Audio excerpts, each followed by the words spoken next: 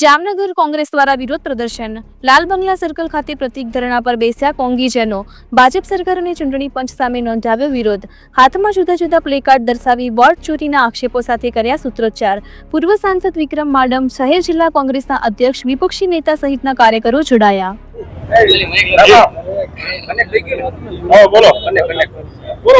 દેશમાં લોકતંત્ર અને સંવિધાનનું કચડવાનું કામ જ્યારે ચૂંટણી પંચે કર્યું હોય ત્યારે કોંગ્રેસ પક્ષ અને ઇન્ડિયા ગઠબંધને આ ચૂંટણી પંચ સામે સંસદથી લઈને રોડ સુધીનો અવાજ ઉપાડ્યો છે। ત્યારે બિહારમાં તમે જોવો છો છેલ્લા 5 દિવસથી રાહુલજી અને ત્યાંના ઇન્ડિયા ગઠબંધનના એલાયન્સના અમારા ઠેકેદારો છે એને પદયાત્રા વોટ અન્ય સામે કરી છે અને વોટ ચોરી થઈ છે। એમાં ચૂંટણી પંચનો મહત્વ રોલ છે।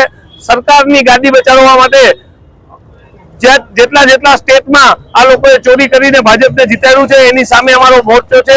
લોકતંત્રને બચાવવામાં સંવિધાનને બચાવવા માટે થઈ અને દેશમાં એક જ અવાજ છે કે વોટ ચોર ગદ્દી છોડ। આજે જામનગર ખાતે જામનગર મહાનગર લાલ બંગલા ખાતે કોંગ્રેસ દ્વારા વોટ ચોર ગદ્દી છોડ અને મોદી સામે સરકાર સામે આજે ધરણા કરી અને આ લોકોને ગદ્દી છોડવાનો અમે નારો આપીએ છીએ।